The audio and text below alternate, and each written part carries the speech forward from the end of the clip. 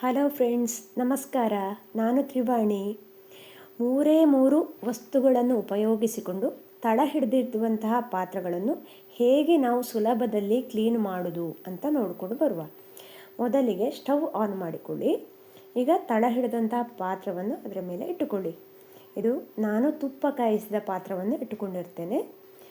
ನೋಡಿ, ಎಷ್ಟು ಭಾಗಕ್ಕೆ ತಳ ಹಿಡಿದಿದೆ ಅಷ್ಟು ನೀರು ಹಾಕಿಕೊಳ್ಳಿ. ನೀರು ಬಿಸಿ ಆಗ್ತಾ ಇದೆ. ಈಗ ನೀವು ಇದಕ್ಕೆ ಪಾತ್ರೆ ತೊಳೆಯುವ ಸೋಪು, ನಾನು ಪತಂಜಲಿ ಸೋಪು ಉಪಯೋಗಿಸ್ತಾ ಇದ್ದೇನೆ. ನೀವು ಎಕ್ಸೋ ಆದರೂ ಉಪಯೋಗಿಸ್ಬೋದು ಅಥವಾ ಇನ್ಯಾವುದೇ ಸೋಪ್ ಆದರೂ ಉಪಯೋಗಿಸ್ಬೋದು. 1 ಸ್ಪೂನು ಬೇಕಿಂಗ್ ಸೋಡಾ ಅಥವಾ ಅಡುಗೆ ಸೋಡಾ, ನಾವೇನೋ ಅಡುಗೆ ಮನೆಯಲ್ಲಿ ಉಪಯೋಗಿಸ್ತೇವೆ, ಅದನ್ನು ಹಾಕ್ಕೊಳ್ಳಿ. ನೀರು ಬಿಸಿ ಆಗ್ತಾ ಇದೆ.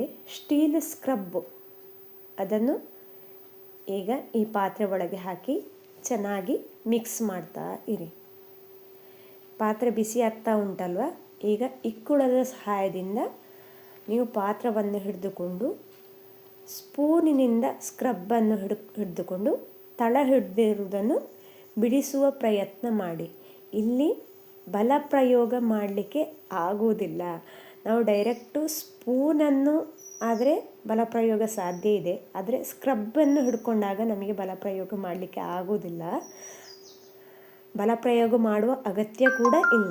ನೋಡಿ, ಬದಿಭಾಗದಲ್ಲಿ ಜಾಸ್ತಿ ತಳ ಹಿಡಿದಿರುವುದಿಲ್ಲ, ಅದನ್ನು ಮೊದಲು ಬಿಡಿಸಿಕೊಳ್ಳಿ. ಸ್ವಲ್ಪ ಪಾತ್ರೆ ಬಿಸಿ ಆಗ್ತಾ ಇದ್ದಾಗೆ ಅದು ನಮಗೆ ಸುಲಭವಾಗಿ ಬಿಡ್ತದೆ. ನೋಡಿ, ಈ ಥರ ಬದಿಭಾಗದಿಂದ ಬಿಡಿಸಿಕೊಳ್ತಾ ಇರಿ. ನೀವು ನನ್ನ ಚಾನಲನ್ನು ಸಬ್ಸ್ಕ್ರೈಬ್ ಮಾಡಿಕೊಂಡಿಲ್ಲ ಅಂದರೆ ಸಬ್ಸ್ಕ್ರೈಬ್ ಮಾಡಿಕೊಳ್ಳಿ. ಈ ವಿಡಿಯೋಗಳು ನಿಮಗೆ ಇಷ್ಟ ಆಗ್ತಾ ಇದೆ ಅಂದರೆ ಲೈಕ್ ಮಾಡಿ. ಏನಾದರೂ ಡೌಟ್ ಇದ್ದರೆ ಕಮೆಂಟ್ ಮಾಡಿ. ನಿಮ್ಮ ಫ್ರೆಂಡ್ಸಿಗೆಲ್ಲ ಶೇರ್ ಮಾಡಿ. ನೋಡಿ, ಈ ಥರ ಮಿಕ್ಸ್ ಮಾಡ್ತಾ ಇರೋದು ಕಾಣ್ತಾ ಇದೆ ಅಲ್ವಾ? ಬದಿಭಾಗದ್ದು ಕ್ಲೀನ್ ಆಯಿತು. ಈಗ ತಳಭಾಗದಲ್ಲಿ ಇರುವ ಕಾರಣ ಮಿಕ್ಸ್ ಮಾಡಿಕೊಳ್ಳೋದು. ನೋಡಿ, ಈಗ ಇದನ್ನು ಇನ್ನೊಂದು ಪಾತ್ರಕ್ಕೆ ಹಾಕಿಕೊಳ್ತಾ ಇದ್ದೇನೆ. ನೋಡಿ, ಎಷ್ಟು ಕ್ಲೀನ್ ಆಯಿತು. ನಿಮಗೆ ಈಗ ನಾನು ಇನ್ನೊಂದು ವಿಡಿಯೋ ತೋರಿಸ್ತೇನೆ. ಅದರಲ್ಲಿ ಮಾವಿನ ಗೊರಟು ತುಂಬ ತಳ ಹಿಡಿದಿದೆ. ಈಗ ತುಪ್ಪದ ಪಾತ್ರ ಅಷ್ಟು ತಳ ಹಿಡಿದಿರಲಿಲ್ಲ. ಒಂದೇ ಸಲ ನೀರು ಬಿಸಿ ಮಾಡಿಕೊಂಡ್ರೆ ಸಾಕಾಗಿತ್ತು. ಈಗ ಸ್ಟವ್ ಆಫ್ ಮಾಡಿಕೊಂಡು ನೀವು ಸ್ಪೂನಿನ ಸಹಾಯದಿಂದಲೇ ಸ್ಕ್ರಬ್ಬನ್ನು ಉಜ್ಜಿಕೊಳ್ಳಿ. ನಿಮಗೆ ಯಾವಾಗ ಪಾತ್ರೆ ಬಿಸಿ ಕಡಿಮೆ ಆಯಿತು ಅನ್ನಿಸಿದಾಗ ಕೈಯಲ್ಲೇ ಪಾತ್ರವನ್ನು ಉಜ್ಜಿಕೊಳ್ಳಿ. ನಿಮಗೆ ಒಂದು ಸಲ ಹೀಗೆ ನೀರು ಬಿಸಿ ಮಾಡಿದಾಗ ತಳ ಹಿಡಿದದ್ದು ಹೋಗಿಲ್ಲ ಅಂತ ಆದರೆ ನಾವು ಇನ್ನೊಂದು ಅದೇ ಸೋಪು ನೀರು ತೆಗೆದಿಟ್ಟಿದ್ದೇವಲ್ಲ, ಅದನ್ನು ಇನ್ನೊಮ್ಮೆ ಹಾಕಿ ಕುದಿಸಿಕೊಳ್ಳಿ. ಬಿಸಿ ಮಾಡಿಕೊಂಡು ಇದೇ ನಾನೀಗ ಏನು ಮಾಡಿದ್ದೇನೆ ಅದೇ ಥರ ಇನ್ನೊಮ್ಮೆ ಮಾಡಿಕೊಳ್ಳಿ.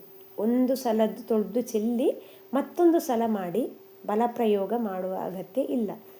ನೋಡಿ, ಸೋಪು ನಾನು ಒಂದು ತುಂಡು ಹಾಕಿದ್ದೇನೆ, ಅದರಲ್ಲಿ ಎಲ್ಲೋ ಸ್ವಲ್ಪ ಮುಗಿದಿದೆ ಅಷ್ಟೇ. ಅದು ಹಾಗೇ ಇದೆ ಆ ಸೋಪಿನ ತುಂಡು.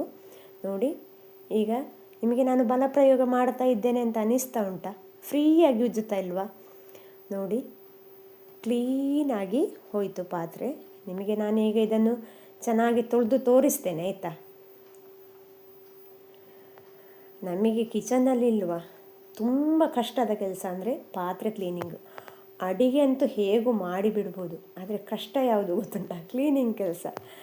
4 ಬಗೆ ಐಟಮ್ ಮಾಡೋದು ಕಷ್ಟ ಅಲ್ಲ, ಪಾತ್ರೆ ತುಂಬ ಆಗ್ತದೆ, ಅದನ್ನು ತೊಳೆಯೋದೇ ಕಷ್ಟ. ಈ ತಳ ಹಿಡಿದ್ರೆ ಅಂತೂ ಕೇಳೋದೇ ಬೇಡ.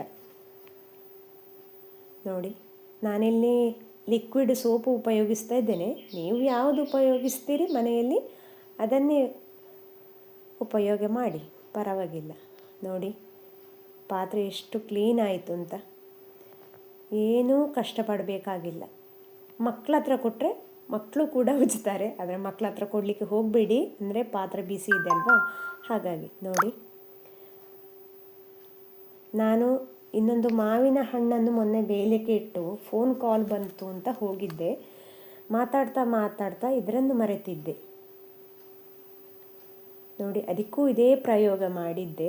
ನೋಡಿ, ಜಾಸ್ತಿ ತಳ ಹಿಡಿದಿತ್ತು, ಆದರೂ ಕೂಡ ಪಾತ್ರೆ ಸುಲಭದಲ್ಲಿ ಕ್ಲೀನಾಗಿದೆ. ಆದರೆ ಇದಕ್ಕೆ 2 ಸಲ ನೀರು ಕುದಿಸಿಕೊಳ್ಬೇಕಾಗಿದೆ, ಯಾಕೆಂದರೆ ತುಂಬ ದಪ್ಪಕ್ಕೆ ತಳ ಹಿಡಿದಿತ್ತು, ಗಮನಿಸ್ಬೋದಲ್ಲ.